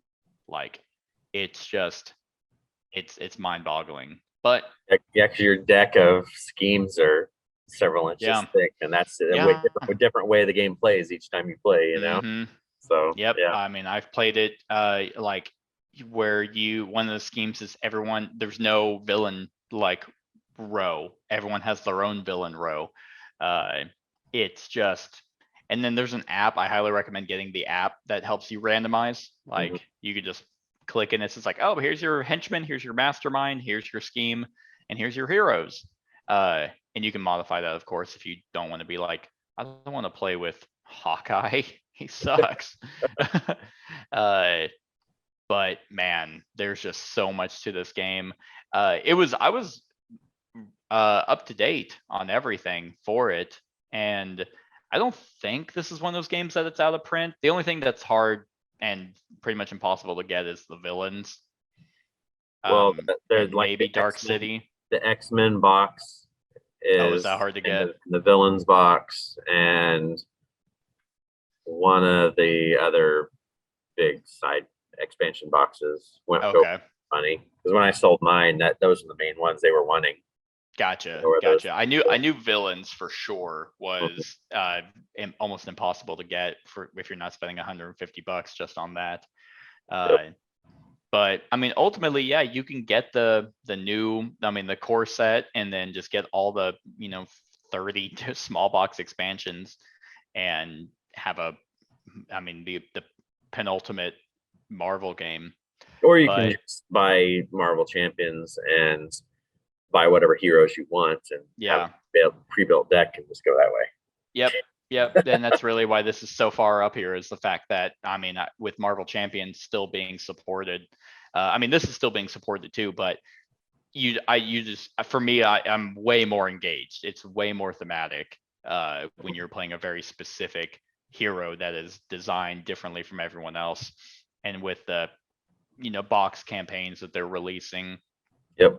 And yeah, as long as they keep pumping in, if Marvel Champions ever gets to a level of like what this game got to, oh my God, that would be Yeah. amazing. I don't think they can. I don't think they would, but man, they're doing some real fucking obscure ones. Yeah, I think they're going to start saving like some of the bigger ones maybe because like we don't have, there's a couple big ones we don't have yet. I mean, I have to sit down and really look at it, but Mhm. I think they're going to try to save those for some of the campaign boxes. And I'd have to look, but at least because I'm rewatching all the MCU movies, they have all the major ones yeah, that I can think I of. think they're getting ready to start jumping into the X-Men universe though, and that's going to be a whole Probably. thing because that Yeah. leaked from the Gen Con deal, the Genesis. Oh yeah, you're right. Genesis or Mutation Genesis or whatever. Yeah, because we I think got they're bringing it in. Ironheart coming. We got Spider-Ham. We got whatever that robot fucking Yeah, I can't- SR dash dash. It's an Iron Man ally. Like it's Okay. It's an Iron Man suit that she gets from Tony Stark. Okay. Nova, I think, is coming. Yeah, Nova's coming. Uh, But I like how they're and coming out with you get 2 heroes at once now. Yeah. Like they're not doing individuals, so like every time you get a shipment, it's gonna be 2 heroes each time. Oh, okay. That explains why my order was $40. Because Yeah, I was like, I'm like, fucking hero did I pay for? Yeah, What? Fantasy Flight changed their release deal, so that they're gonna come out 2 heroes at a time now. So that's gonna be funny. Good So- deal. Yeah, so I love Marvel Champions. But and Marvel Legendary is great too. Like, but yeah, that's why it's up here. So that's my number That's 3. good. All right. Well, my number 3 is in the same universe. And this is one of those games. It's a very mechanically extremely simple game. It's is difficult to win, however. And there's so much to it, especially with the second Kickstarter that come through. I'm thanking you for this because I was about ready to drop about $800 on this Kickstarter to get everything from the first Kickstarter and this Kickstarter. But then I have a couple guys that already own all this stuff, so I will never buy it. You can just And send the that is- $800 to me then. Well, no, I'm doing that for Marvel Zombies. Oh, that's fair. But anyway, Marvel United, and this one is one of those. I We don't want to like talk about shitty art. Like, yeah, I don't like the cheapy stuff. The miniatures though are pretty cool. I mean, because they have neat bases and stuff. They put them Yeah. on, so it's not just like they're just standing there. But when I first played this, I went into it thinking this is gonna be stupid, And when you sit there, there's literally 4 symbols on those cards. There's a move, a punch, a star, and then a universal one that means for each of and you play these cards that do different stuff. You move around these different locations. You're taking out the bad guys, whatever the objective is for the mastermind that you pick, and you're trying to save bystanders, do all this stuff. It's like I said, mechanically super simple, but it is a very difficult game to win. So we played it many times over a few week period and didn't win very often, and they do a really good job of building up. And I haven't played the X-Men stuff yet, but you get so many heroes with these. Like when you get the Kickstarter, it's like 10 boxes of shit, and it's one that I've considered many times getting, but then I'm just like, again, we have Marvel Champions. That's one of the reasons why I didn't back the first Kickstarter was Yeah. because it looked like you didn't even, and really technically you really don't even need the miniatures for this game. Like if you had a standee or something to move around the locations, it'd be the same game. Yeah. But it's CMON, so you got the miniatures going. Yep. And they have almost everybody in this universe as well. Even when you throw the X-Men one in, and they have just a shit ton of heroes and Mm-hmm. different odds and ends. It's a fun game, but again, Yeah. Marvel Champions just does that. Like it's so dominant in the space that it just kind of kills other games, that kind of fit in that deal, so yeah, I mean, and I guess when you look at like there's always going to be the 6 locations, and you have the villain dashboard, Mm-hmm. and there'll be different cards that'll pop out. You're trying to clear zones so you can do different stuff. And it's Yeah, I mean, I've looked at this as well. Like, I despise the art. Like, it's one of the biggest turnoffs for me. Is like I don't even want to play this for that reason, which is shallow. But yeah, I mean, because I like the idea of just having so many options. It's one of the reasons why Marvel Legendary is still so appealing, to just pick whatever heroes you want in whatever scenario and whatever villain and fight. The what if kind of thing. But with, like you said, with Marvel Champions, it does that same shtick. I think the gameplay, I guess I've never played this, but the gameplay seems way more up my alley with Marvel Champions. And now with them doing Marvel Zombies, they have so many fucking people for that. Well, and it's this like, isn't customizable. I think that's the thing. Like when you pick Spider-Man, you have that deck of Spider-Man. If you pick Iron Man, that's that deck. You don't alter it or change it or anything, which would be a pain because there's got to be. I mean, there's shit tons of heroes. So Yeah. I mean, if so, you know, I mean, it's and some of them start to get a little samey. Like Mhm. the core box is not very like if you're gonna get this game, you need to get expansions. Yeah, I've heard like the Sinister Six and the Infinity Gauntlet Right. expansions are really good. Yeah. I want to try this. Like, I want to get it on the channel at least. But I don't know anyone who owns it. And apparently, the one guy you do, he like sleeps with a different mini He every night. loves it. He's painting it all. He's bought special shelves and everything. I mean, he his loves it. minis are always covered in something. He got the X-Men huge collection and he's just started painting it. He's Yeah. about it. But yeah, so it's just one of those things that I'll just play his copy Yeah, that's fair. if he's ever done painting them. Yep. And if I ever find someone who is just giving this away, I'll probably take it. But that'll never Yep. happen. I almost got that huge collection of the whole first Kickstarter for a steal. Yeah. And the guy, I even paid the guy, and then he sent me the money back and That's decided right. not to do it. That's right. Yeah, because I thought you did own it. Yeah. All right. Well, my number 2 is a game that I believe you own. I don't know if you've played it yet.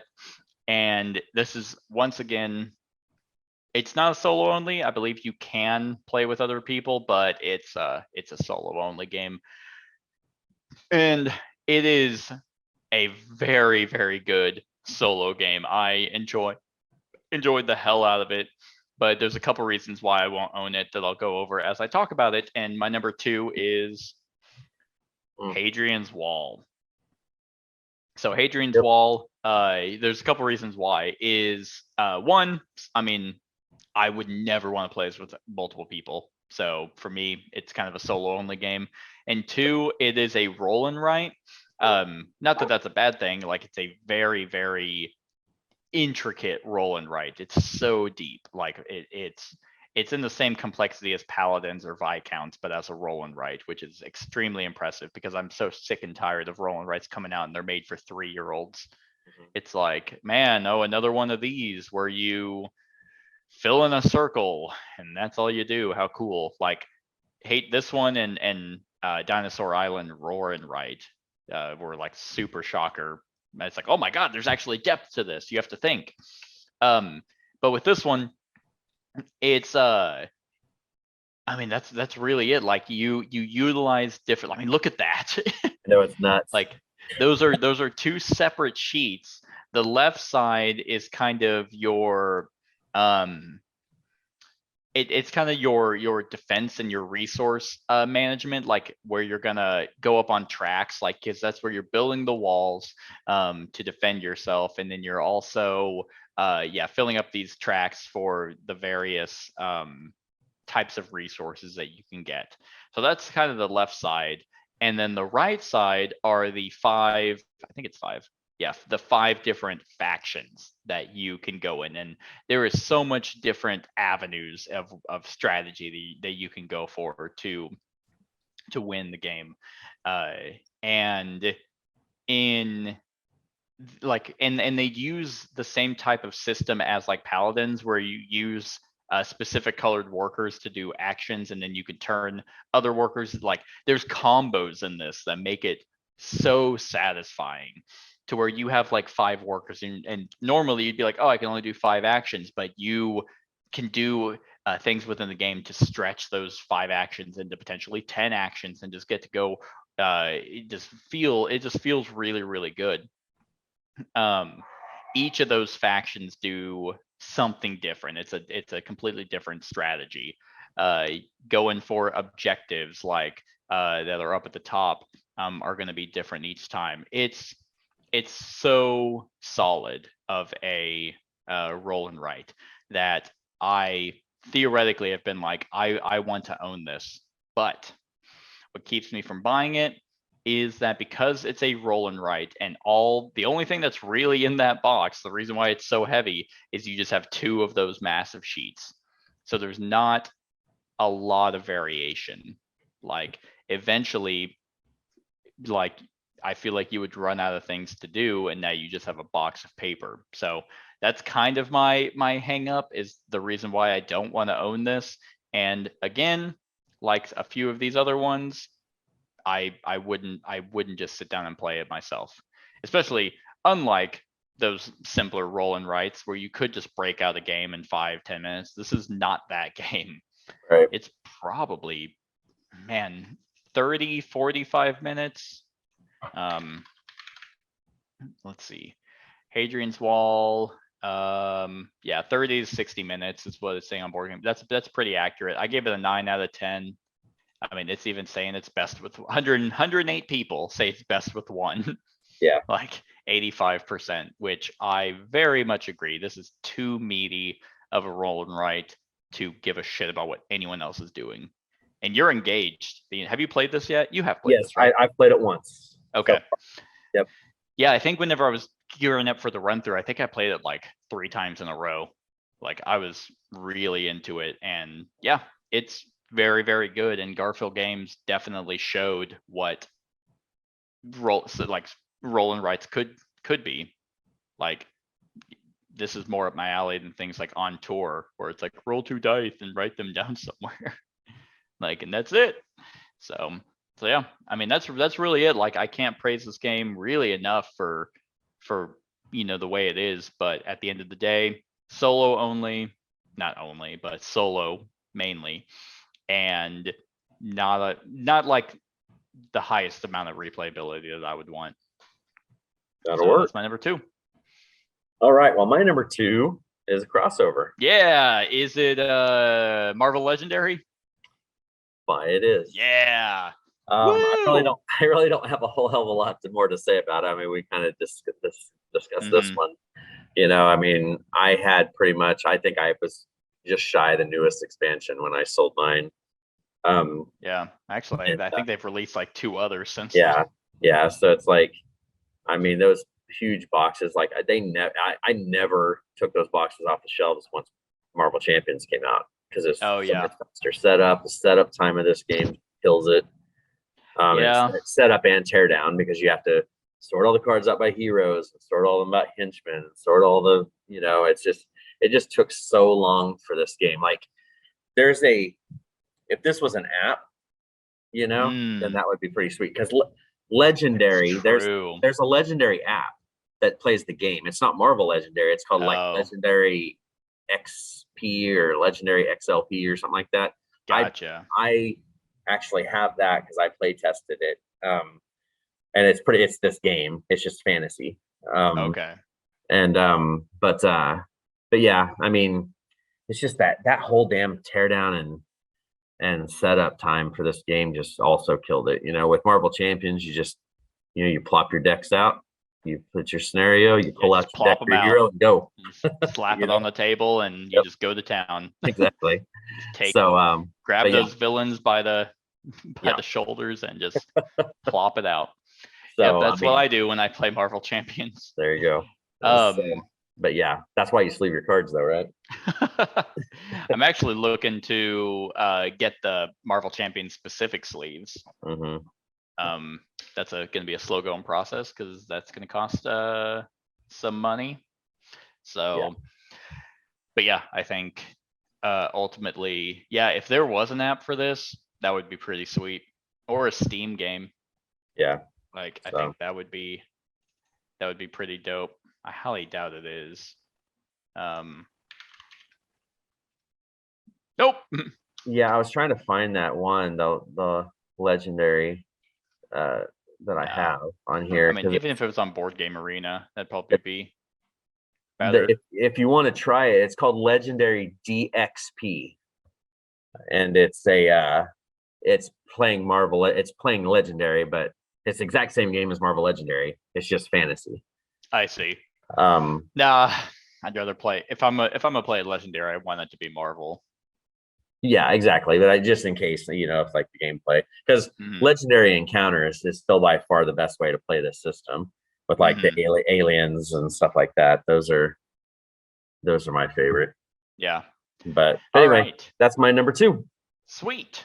Okay, well, that's probably gonna be our only crossover. I can't imagine my number 1 is on your list. Do you have any guess on what my number 1 is? It is a real-time game that you don't own. that I don't own, and this was immediately my number one when we were discussing this list, because I will never ever own this. But I've played it multiple times and I love it. It's Yeah. such a good experience. I have no idea. No guesses. All right. My number one is, you can go ahead and go, Captain Sonar. Yep. So Captain Sonar is a real-time 4v4 game. It can be played with less. I would argue you can do 3v3, because the 2 of the 4, roles that can be played together without it being overly complex for that one person. But man, every single time I have played this game, and I've always played it as a 4v4. That's not true. I'm lying. I have played as a 3v3, but it's so much fun. It's so good. Like the asymmetric roles for each person to play against one another, and the real-time aspect of the game just is so atmospheric and a blast to play. You feel like you're a captain on a submarine, hunt, doing some dog fighting with, I don't know if they would call it dog fighting and whale fighting as submarines, going after one another, starting on various sections on the map. Nautical warfare. Nautical warfare, yeah. It's because so you have the captain is basically the one giving orders on where they're going to go and what direction, and I don't remember all the names, but the radio person is listening. His role is to listen to the other team's captain to try and plot a chart on. So if the other captain is saying south, south, south, east, they're trying to map that and figure out with a see-through projector sheet on the map to try and figure out, where could they possibly be, based off the descriptions that they're giving. You have the different types of weapons that can be used, and they're relaying that to the captain on, hey, these are operational. We can shoot a torpedo, or we can plop a mine down. And then the fourth role is they're the ones that are listening to the captain in the direction that they're going, because certain things will start to malfunction and they have to decide, okay, if you go in a various direction, this is going to start opening it up, or we're going to start shutting things down if you keep going in this direction, and we might have to breach. And it's nonstop, but such a wonderful experience. The reason why I don't own this, you need 8 people, 6 to 8 people, never happening. I will never have 6 to 8 people where this is the game that I would pick. So I will never, ever, ever play this game. you also you'll play a game with trains, but you won't try this game. Yep, because there's no real-time bullshit in trains. Have you thought about growing up? Well, no, because it's going to be ironic what my number one is when I just made that statements. But I don't care about submarines. I don't care about team play. I don't care about real time. I mean, there's 3 whammies right there. You don't care about team play. I don't care about cooperative. Well, like this kind of thing where you don't have control over, like you literally have your own board of actions to do. Gotcha. I've seen this game played, and I've just been like, I would get so pissed off at the other people, Good that to know. Good to know. Have all the boards together and just be doing it all myself. Brad, not a team Yeah, player. exactly.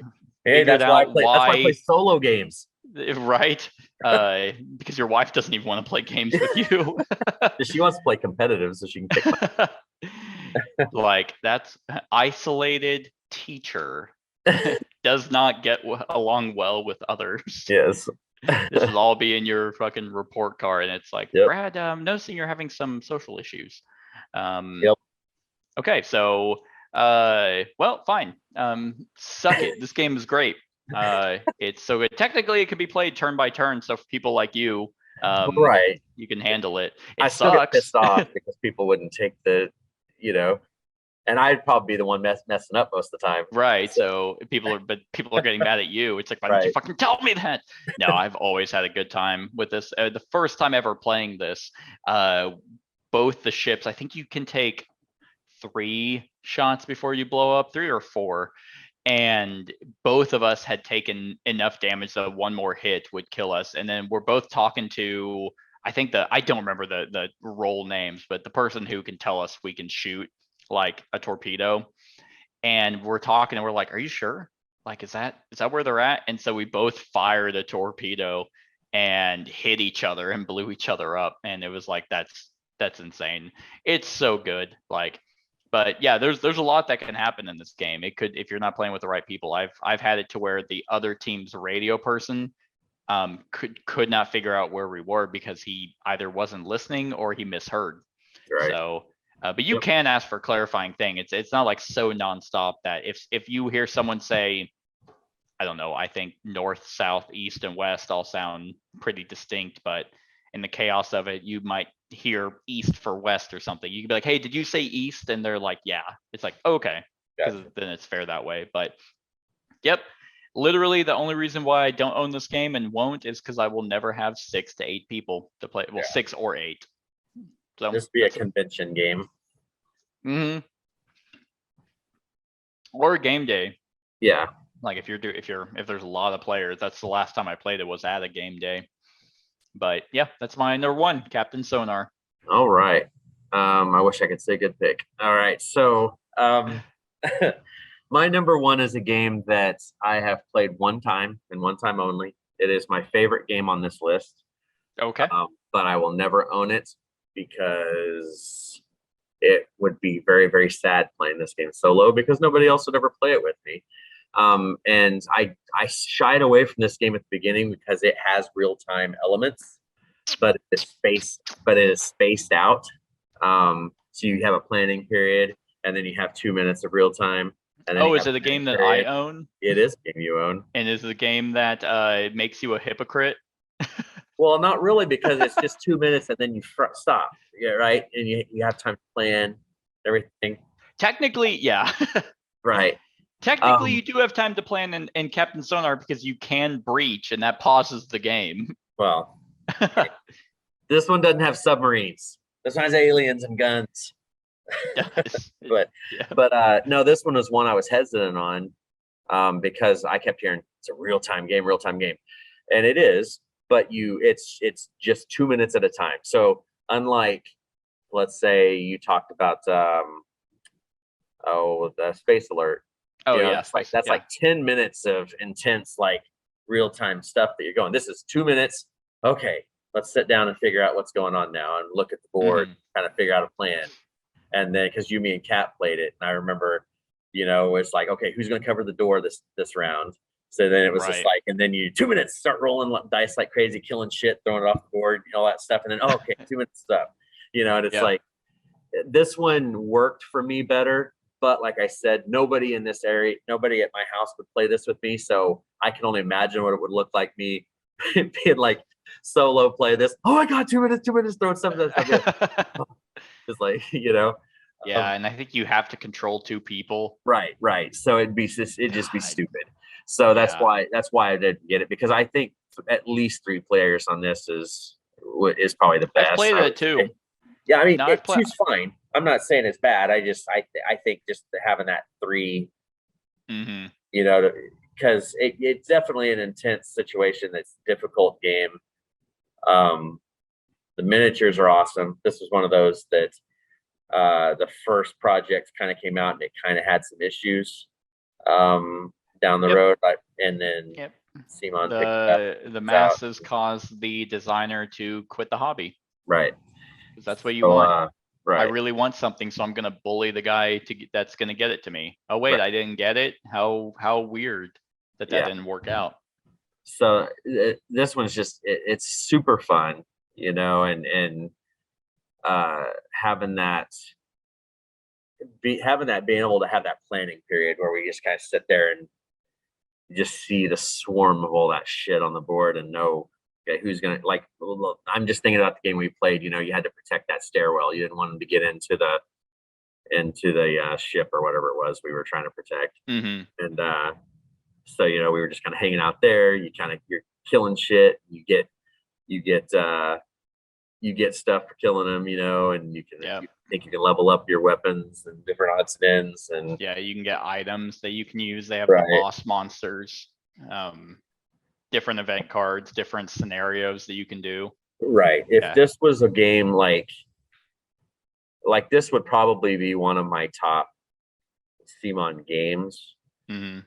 If it was something that was easier to do solo and had some stuff like Death May Die is my favorite right now. Yeah. And stuff, but that one's one it's that real time is what kills, I think. Like if you could do this without the real time, would be that's the only detractor right now. Mhm. Besides having a group of people that would play it. Like the one person I think that would play this game with me is you, and you have everything for it. So Yep. because the guys over in Joplin, half of them don't like real time at all. Yeah. And then the other half don't like this style of game. So then it's like, Gotcha. I'll just play yours if I ever get that big of a hankering to play it and stuff. Yep. But Yep. it's definitely my Actually- favorite on this list that I would own in a heartbeat if I knew it would get to the table. Yeah. If I had to pick my favorite off of this list, probably would be Hadrian's Wall. Yeah. Yeah, that'd probably be if I were to pick out of these 11, that'd probably be the one I'd pick. So it was close to my number one. Yep. Yeah, no, this game's extremely solid. Like I actually just played it not too long ago and had a blast. I tried the what they call them. I think it was the Rook, like elite. They were like the guys in the mech Mhm. suits. They have like a really like powerful ability, but a huge downside as well. So that was a lot of fun. But yeah, no, this one's very, very good. Surprisingly not as bloated as CMON usually goes. I know. Yeah, that's one because whenever you look to try to see the all-in Kickstarter, it's like, oh, it's only like what, 3 boxes? It's like, Yeah. Yeah, which It's is like, weird. And now, this is now the you one. get these things as like 10 boxes and all Yeah, that. and this is one that I would have loved a shit ton of content for. Right. So, but I mean, as we know, CMON, they don't like to support their good games. So. Yep. All right. Well, good deal. Well, that was it, everyone. That was our top 10 good games that we will never own. Let us know what games you think are great, but you don't personally want in your collection in the comments below. Other than that, like, comment, share, and subscribe, and have a wonderful whatever time of day it is for you. Hey everyone, thank you for watching, and I really hope that you enjoyed the video. If you would like to see more of my content, go ahead and click that subscribe button and the bell to be notified whenever I upload any new content. If you feel like supporting the channel, you can go ahead and click that Patreon link to be taken to my Patreon, and any help is truly appreciated. Other than that, stick around for any other run-throughs or reviews or cool top 10s or whatever I feel like putting on. Other than that, like, comment, share, and subscribe, and have a wonderful whatever time of day it is for you.